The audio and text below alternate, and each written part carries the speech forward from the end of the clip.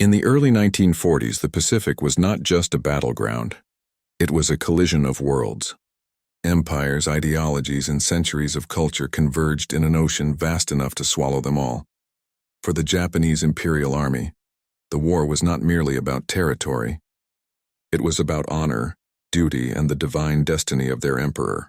The spirit that fueled their soldiers had been shaped by Bushido, the ancient code of the samurai. In that code, surrender was not a tactical choice.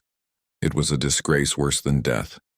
Every man was taught from the first day of training that capture meant the end of one's soul. Those who surrendered had betrayed not only the emperor but also their ancestors. That belief didn't fade when the war began. It intensified. By 1942, Japan had swept across the Pacific like a storm. Hong Kong, the Philippines, Malaya, Singapore, each victory reinforcing the myth of invincibility. But behind those triumphs lay a darkness that would later shock the world.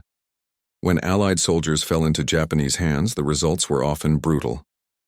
On the Bataan Death March alone, thousands of American and Filipino prisoners were forced to walk over 100 kilometers under the blazing sun, beaten and executed along the way. The Japanese saw them not as soldiers, but as cowards who had chosen surrender over honor. This mindset didn't come from cruelty alone. It came from conditioning. In the Imperial Japanese Army, discipline was absolute. Soldiers were starved, beaten, and dehumanized in training, so they could endure the same in combat. Mercy was seen as weakness. And if a man could not show mercy to himself, he would show none to the enemy. Across the Pacific, the American approach could not have been more different. While they, too, fought fiercely, the U.S. military operated under the framework of the Geneva Convention of 1929, which set laws for the treatment of prisoners of war. Though Japan had signed the convention, it had never ratified it, meaning, in effect, it was not bound by its rules. By contrast, the United States held itself publicly accountable. From the very beginning of the war, the American command issued clear orders. Enemy prisoners were to be treated humanely. They were to be given adequate food, medical care, and respect as soldiers, not as animals. This wasn't only moral idealism. It was also strategy. Washington understood that by treating Axis prisoners well, it could strengthen America's image, win moral ground, and encourage surrenders in a war where the enemy was trained to die rather than yield. But in the early years of the Pacific conflict, such surrenders were rare. In places like Guadalcanal, Tarawa, and Saipan, Japanese soldiers often chose suicide over capture. Entire bunkers detonated with grenades rather than face the shame of surrender. Civilians, too, indoctrinated by propaganda, leapt from cliffs convinced the Americans would torture and kill them. So when, by 1944, the tide of war began to turn and Japanese troops started being captured in larger numbers, the shock they experienced was profound. They were alive, something they never expected. And more bewildering still, they were treated with a degree of humanity that defied everything they'd been told.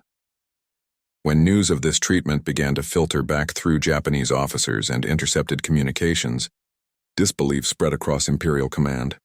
Could it be true? Were Americans feeding prisoners the same food their own troops ate? To the Japanese High Command, it seemed impossible. It contradicted the very foundation of their worldview, that the enemy was monstrous, ruthless, and godless. But for those few who had seen it with their own eyes, who had sat across from an American soldier and eaten the same meal, the reality was undeniable, and it was only the beginning of an ideological collapse that would reshape Japan's understanding of war, captivity, and humanity itself. Because behind every bowl of rice, every ration tin shared, there was an idea quietly at work, one that no bullet or bomb could destroy, an idea that said even in war there are limits. And beyond those limits lies the measure of civilization itself. The Pacific, however, was far from done burning. Before understanding what made the Americans so different, one must first understand how deep the roots of Japanese belief ran, and how that belief shaped everything they did. By 1944, the Pacific War had entered its most savage phase. Japan's empire was shrinking under relentless American pressure. Island by island, fortress by fortress, the Allies were advancing. From Saipan to Leyte Gulf, the rising sun of Japan was beginning to fade behind clouds of smoke. But even as defeat crept closer, the Japanese military machine refused to surrender its beliefs. In every field manual and every officer's briefing, one idea remained unbroken: death before dishonor. The result was a paradox. Tens of thousands of Japanese soldiers fought to the end, while those who surrendered were treated with suspicion, not only by their captors but also by their own people. Back home, propaganda broadcasts painted them as traitors, stripped of the right to return, yet on the other side, the Americans were preparing for something unprecedented: the management of enemy prisoners on a scale the Pacific had never seen. In 1944, the United States established a network of prisoner-of-war camps across Hawaii, Guam, Australia, the Philippines, and even the American mainland. These were designed not as punishment zones, but as controlled environments for interrogation, intelligence gathering, and above all, compliance with international law. Inside these camps, something extraordinary took place. Captured Japanese soldiers were issued clean uniforms, medical examinations, and daily meals, identical to the rations given to U.S. troops stationed in the area. Each man received a numbered identity tag, a bunk, and in many cases, access to reading material, sports, and even basic education. Red Cross representatives inspected the facilities regularly, ensuring adherence to the Geneva standards. The logic was simple, but revolutionary. A fed enemy is a manageable enemy. The U.S. military recognized that starving or mistreating captives would only harden Japanese resistance elsewhere. By treating prisoners humanely, America sought not only to obey the law but to win the moral war. American officers also understood the propaganda power this treatment carried. If Japanese troops discovered their captured comrades were alive, well-fed, and unharmed, it might undermine Tokyo's command structure. It could sow doubt in the belief that Americans were demons or beasts. This became a psychological weapon more potent than any leaflet drop or radio broadcast. And slowly, it began to work. Reports surfaced of Japanese soldiers surrendering in small groups, whispering to interpreters that they had heard of captured friends living comfortably in U.S. camps. For those who arrived at these camps, reality was surreal. After years of hearing that Americans slaughtered prisoners, many prepared themselves for torture or execution. Instead, they were greeted by calm instructions, food, and in some cases even cigarettes. But to the American soldiers overseeing them, this wasn't kindness for its own sake. Many guards had fought bitterly against these very men weeks before. They had seen friends killed by bayonets or burned alive in bunkers. Yet orders were clear: discipline and humanity were part of the mission. It wasn't easy. Hatred ran deep on both sides. But what separated the two militaries was philosophy. To the Japanese, war was a spiritual trial, a purification through sacrifice. To the Americans, it was an organized campaign, a contest of power, resources, and ideals. And while the Japanese fought for the emperor's glory, the Americans believed they were fighting for the principles of civilization itself. When the first Japanese officers captured at Saipan and later at Okinawa reported that they were being given the same food as their guards, their statements were initially dismissed in Tokyo as enemy propaganda. But by the end of 1945, hundreds of such testimonies had accumulated, painting a consistent and irrefutable picture. Even more shocking were the post-war reports. At the end of the conflict, official records showed that Japanese POWs held by the United States had one of the highest survival rates of any captured force in the war, over 95%. By contrast, Allied soldiers who fell into Japanese hands had a survival rate below 60%. The numbers alone told a story more powerful than any speech. It wasn't just about food or comfort. It was about two completely different views of humanity. For the Americans, a prisoner remained a human being. For the Japanese military elite, he was a ghost, a man already dead. That collision of values would soon become the heart of a quiet revolution, born not from gunfire but from compassion. And in the camps where this revolution took place, hundreds of Japanese prisoners began to rethink everything they had been taught about war, loyalty, and even the meaning of honor itself. In every war, starvation becomes its own language, a wordless form of control. For Japanese soldiers, hunger had been a companion long before they ever saw an American. Supplies on remote islands often ran out, and troops survived on roots, insects, or the last handfuls of rice hidden in helmets. So when they were captured and handed full rations, bread, beans, coffee, even meat, many refused to eat. Some believed it was a trick, a prelude to humiliation or execution. Others, crippled by shame, chose to starve rather than accept what they saw as dishonor. American guards recorded it repeatedly. They wouldn't touch the food until we ate first. They bowed their heads, waiting for punishment instead of permission, but over time necessity overcame fear. When they saw American soldiers sharing the same trays, eating the same portions, and laughing without mockery, something in them shifted. The realization came slowly. They weren't being fed as prisoners, but as men. For the first time in years, some tasted trust. And within that trust began the faintest unraveling of the war's psychological chains. A quiet rebellion against everything they had been taught to believe about enemies.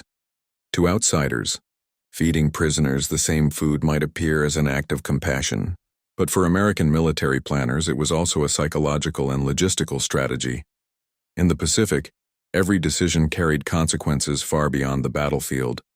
The Japanese were infamous for fighting to the last man, a reality that forced the U.S. to consider alternatives to total annihilation.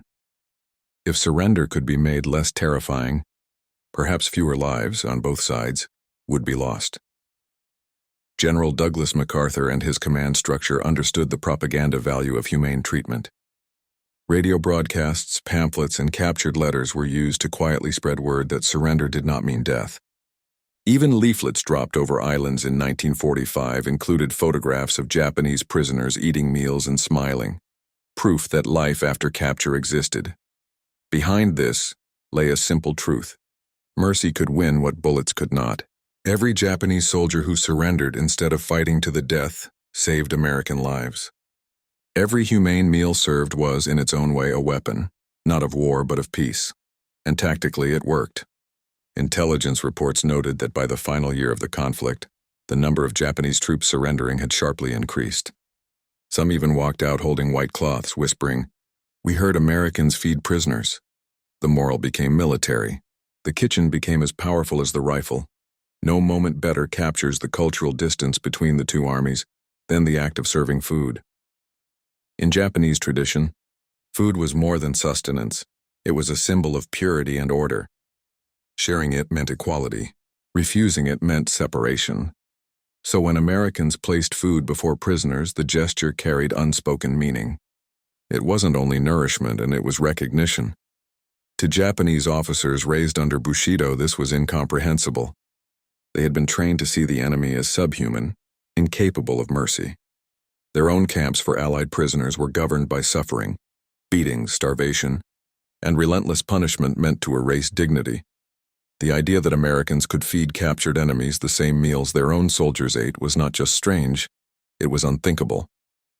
Some officers wrote later during post-war interrogations that they thought it was a test of loyalty, that the Americans were playing with our minds, but it wasn't. It was simply what the U.S. military believed civilization required, even amid horror. This difference wasn't born in the trenches. It came from philosophy. In Japan, vava spiritual. In America, it was practical. For one side, surrender was disgrace. For the other, it was humanity's last defense against madness. And when those two worlds collided, the shock was profound enough to leave a scar that would last decades. Among the most moving, accounts came from American soldiers themselves, men, who had lost brothers to Japanese bullets, but still handed food to their former enemies. Many described the strange feeling of seeing the enemy without his rifle. One, Marine at Okinawa, recalled, "We gave them coffee. They were trembling. One of them started to cry when he saw we were drinking the same stuff. In those moments, hatred broke down, if only for a heartbeat. Two men who had tried to kill each other were, once again, two human beings under the same sun. And for the prisoners, that realization cut deep. To be treated as human after being told all enemies were devils was not comfort. It was disorientation. One captured officer later told his interrogators, "We could not understand why we were treated so well. It made us ashamed. We had done such cruel things. That shame, painful and transformative, became the beginning of reflection, a seed that would later grow into Japan's post-war re-examination of morality, obedience, and humanity. The battlefield had ended, but the inner war had only just begun. The shock of compassion was spreading quietly through the camps, a psychological tremor that neither side fully understood yet. But the story didn't end with the soldiers and guards. It reached higher, to the generals, to the leaders, and even to the cultural architects of both nations, who began to question what truly defined honor in war. The decision to treat prisoners with dignity was not left to chance or sentiment. It came from the highest levels of American command, and it was enforced as strictly as any combat order. In 1943, the U.S. War Department issued clear directives. All prisoners of war shall receive food, housing, and medical attention equal to that of U.S. troops in the same area. Violations were punishable offenses. Commanders were reminded that humane treatment was not merely moral, it was strategic and lawful. General Douglas MacArthur, who led Allied forces in the Southwest Pacific, personally insisted on discipline in POW management.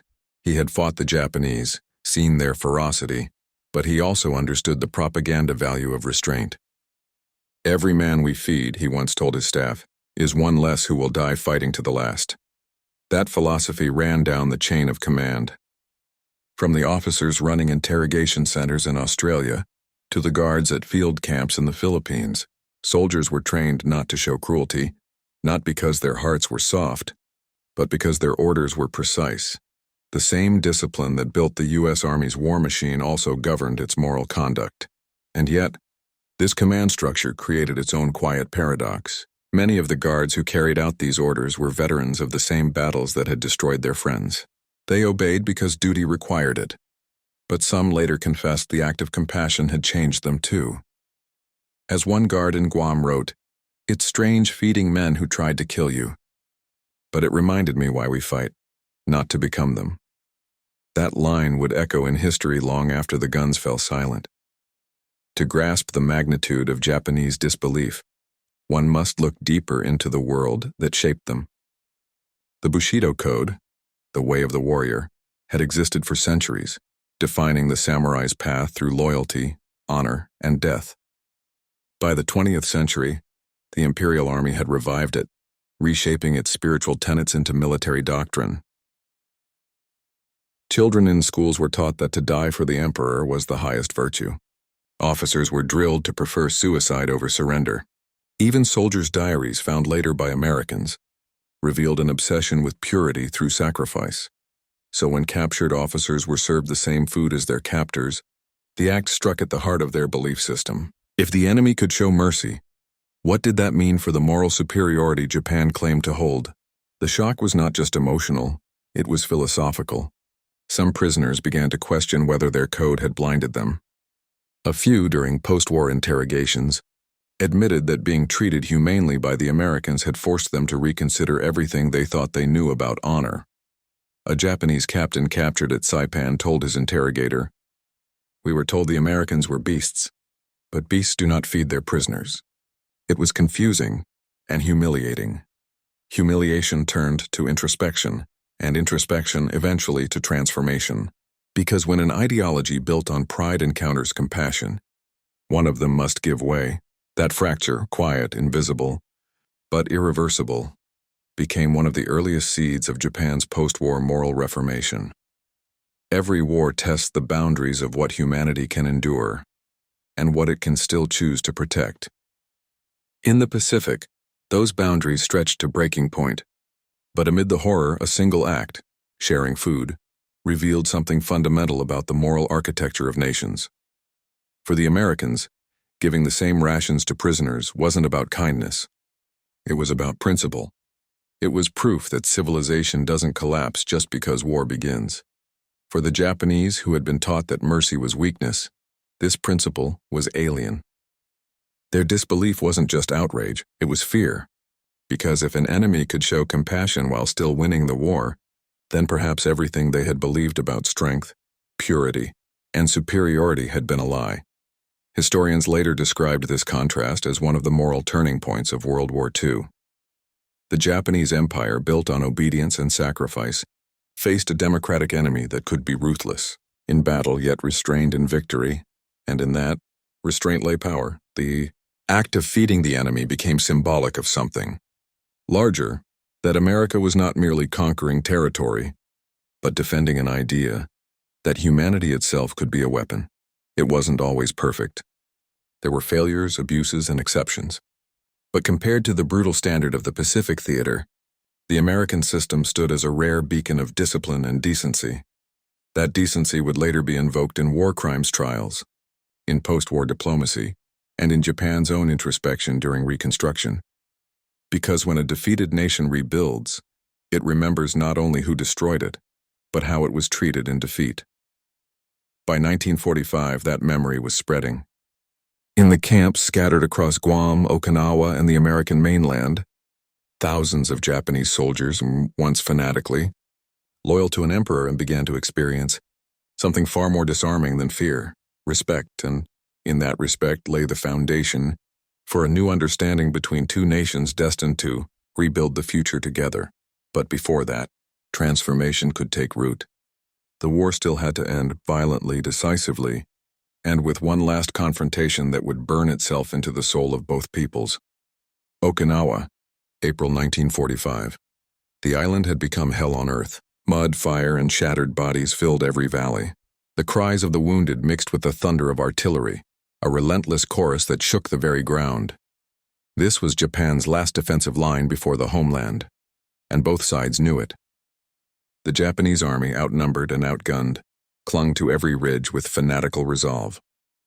For months they had been told by their commanders that capture was worse than death, that Americans would skin them alive, mutilate them, and desecrate their corpses. So when small groups began to surrender, American soldiers themselves were astonished. The first captures were accidental, men too wounded to fight, stumbling out of caves, waving torn white cloths. The Marines were cautious. Every surrender could be a trap. But the faces of the Japanese soldiers told another story: exhaustion, starvation, and disbelief. In one recorded instance, a Japanese lieutenant, emaciated and trembling, was brought before an American officer for processing. He refused to speak. He simply bowed and waited for death. Instead, he was handed water, a blanket, and, minutes later, a tin tray filled with food: rice, canned meat, coffee. He stared at it, unable to move. The interpreter explained that he was to eat. When the officer asked if the food was poisoned, the Marine beside him calmly took a spoonful from the same tray and ate it in front of him. That moment, described later by the lieutenant himself, would haunt him for the rest of his life. He had expected brutality. He found humanity. He had expected hatred. He found order. By the end of the Okinawa campaign, over 7,000 Japanese soldiers had been captured alive, the largest number taken in a single Pacific battle. To Tokyo, this was incomprehensible. To the Americans, it was proof that their psychological warfare and humane treatment were working. Inside the POW enclosures, scenes repeated across the islands. Captured officers sat in silence as medics treated their wounds with the same care given to U.S. soldiers. Cooks distributed the same rations: meat, vegetables, and sometimes even fruit. Each meal came with quiet astonishment. A Japanese non-commissioned officer later wrote in his diary, "I could not understand why they fed us the same as their own. It felt like we were being forgiven for something we did not deserve." American guards noticed it too. The prisoners were polite, disciplined, and rarely spoke unless addressed. They bowed deeply when handed food, often whispering "arigato," though shame burned in their eyes. And yet this behavior soon evolved into something profound. The simple act of eating began to break the walls between captor and captive. American soldiers, many of them farm boys or factory workers before the war, found themselves teaching English words, sharing cigarettes, even exchanging jokes. One Marine in a 1945 Red Cross report noted, "They started calling me Sergeant San. I called them Joe San. Funny thing, I forgot for a while that we'd been trying to kill each other a week ago." But even as compassion spread within the wire, outside it the war's brutality only grew. Across the Pacific, on islands like Iwo Jima, the code of Bushido still held strong. Only 216 Japanese soldiers were captured alive out of more than 21,000 defenders. The difference between those who surrendered and those who died lay not in courage, but in what they had come to believe about their enemy. Those who had seen proof of humane treatment, those who had heard whispers of equal rations, sometimes chose surrender. Those who had not chose death. Thus food itself became a quiet weapon of change, a tool that could turn ideology into hesitation. After Okinawa, the U.S. established larger, better organized POW centers in the Pacific and mainland America. In camps near Honolulu, California, and Texas, Japanese officers found themselves housed in neat barracks, given work duties, and allowed correspondence with families via the Red Cross. It was in these camps that disbelief turned to reflection. Some officers began keeping secret diaries, later recovered by occupation authorities. One wrote, "I believed the Americans were barbarians, but they follow rules even in victory. Their strength comes from discipline, not rage." Another, a naval ensign captured in the Philippines, described his confusion. "They gave me food without contempt. I asked why. The guard said, 'Because you are a soldier.' That answer destroyed everything I had been taught, the destruction of ideology through decency, and that was the real battle unfolding behind the barbed wire. Because while American bombers were turning Tokyo to ashes, inside quiet camps across the Pacific, Japanese officers were discovering a truth their empire had hidden from them. The enemy was not a monster. He was human, and perhaps more civilized than they had ever imagined. That revelation would soon reach a devastating crescendo when the war's final act began. The surrender of the empire itself, and the confrontation between captors and captives on a scale the world had never seen. August 1945, Japan burns. The sky above Hiroshima and Nagasaki turns to fire, and the empire that once promised eternal victory begins to collapse under the weight of its own delusion. Across the Pacific, tens of thousands of Japanese POWs, now living under American custody, hear the rumors before the newspapers confirm it. The emperor will speak. The war is over. Inside one camp in Hawaii, a group of officers stand in stunned silence as a translator reads out the words of Emperor Hirohito's surrender broadcast. For the first time in 2,600 years, the divine voice of the emperor admits defeat. The world stands still, and in that silence, something extraordinary happens. A former Japanese major, who had once ordered his men to fight to the death, removes his cap and bows toward the direction of Tokyo. His shoulders shake. He is not bowing in obedience, but in grief. Grief for his soldiers, for his homeland, for a war that should never have been. The American guard nearby, a young sergeant from Kansas, doesn't interrupt. He simply watches, unsure whether to offer comfort or respect. Finally, he walks over, and without a word, hands the man a cup of water.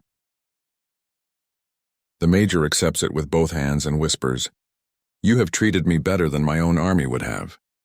That sentence, recorded in the sergeant's logbook, became a symbol of what the war's end truly revealed. Not victory or defeat, but understanding. In the weeks following Japan's surrender, Allied command began to transport POWs across the Pacific for repatriation. Ships filled with captured soldiers left San Francisco, Guam, and Honolulu, heading toward a homeland they no longer recognized. For many, the journey home was harder than battle. They had survived, yes, but survival itself was now a mark of shame. In Japan's militaristic culture, surrender equaled dishonor. Families of POWs often received no sympathy, only quiet disgrace. And yet something had changed inside these men.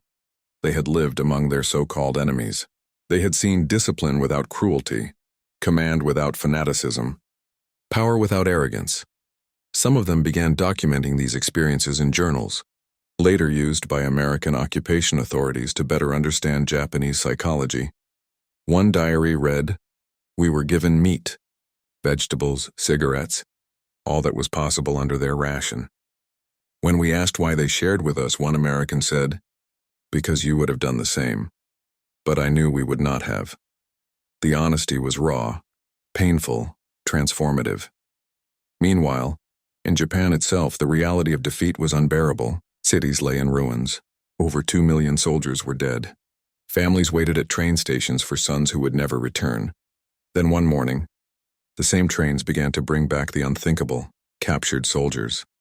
At first, people stared in silence as the men stepped off with American-issued clothing and neatly packed bags. Whispers spread. They ate with Americans. They lived in comfort while we starved. The returnees bowed low, ashamed. Some refused to go home, choosing instead to work quietly in reconstruction projects under U.S. occupation. But as months passed and more testimonies emerged, a new perception began to form. People realized that the Americans, their conquerors, were not plundering Japan. They were feeding it, rebuilding it, teaching it.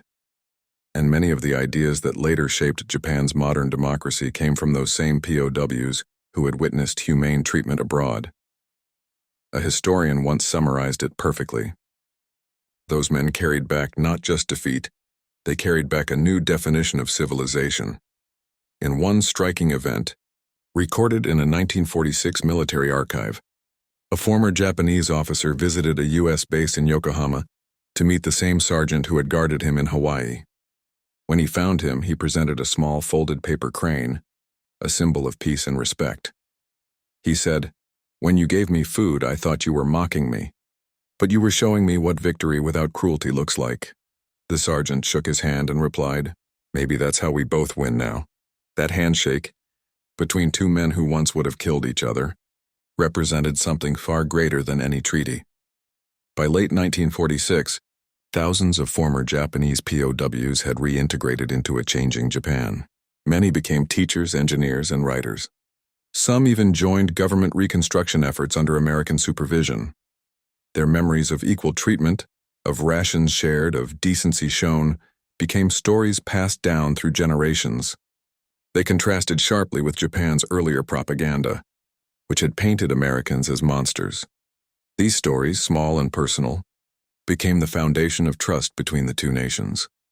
The same lieutenant who had once trembled before an American ration tray wrote, years later, "I learned that strength does not lie in dying for honor but in living with humility.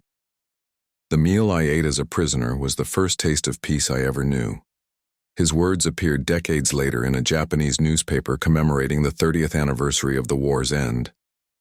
By then, Japan and the United States were no longer enemies, they were allies. But few remembered that the seed of that alliance had been planted not in treaties or speeches, but in something as simple as a shared meal between captor and captive. War reveals what nations are made of, not just in their victories, but in how they treat the defeated. When Japanese officers first sat before American rations in 1945, they weren't tasting food. They were tasting a new idea of power, one that didn't rely on fear or domination. The Americans, hardened by years of battle and loss, understood something their enemies did not. Mercy is not weakness. It is civilization's sharpest weapon. Across camps from Okinawa to Hawaii, this quiet philosophy spread without propaganda, without lectures, just through action.